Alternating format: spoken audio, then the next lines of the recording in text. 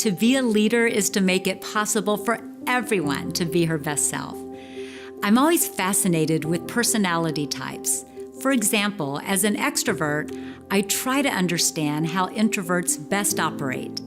My go-to guide is Susan Cain's book, Quiet: The Power of Introverts in a World That Can't Stop Talking. Susan asked the question, where do you get your energy? Extroverts love spending time with company or connecting with people at an event. Introverts can be social. The difference is they may not feel energized in social settings. In fact, it drains them. If you are somewhere between the two extremes, you are what Susan calls an ambivert. How is this relevant to leadership? It impacts how we organize events, meetings, and all interactions. In event planning, I realized that events beginning with the long cocktail hour aren't ideal for everyone. Sure, for an extrovert, what could be better than starting with time to schmooze? Yet for introverts, this can be exhausting, especially if after a long day at work.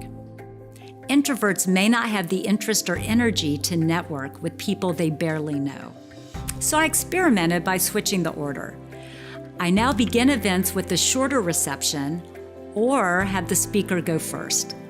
Anyone who wants to leave after the speaker can slip away. Anyone who wants to stay can connect over the lecture they just heard. Such a simple fix. Why hadn't I thought of it before? Another tip is trying to end events early and never let them go late. A difference between introverts and extroverts is also how we process ideas. Extroverts like to process outside their heads, and you may have seen this before or recognize this as yourself. Sometimes this process sounds like a stream of consciousness, lots and lots of talk. Extroverts need to throw all their thoughts on the table and then sort through them. An introvert is just the opposite. Thoughts ping pong within the mind. Only stillness will allow them to settle into something that can be expressed.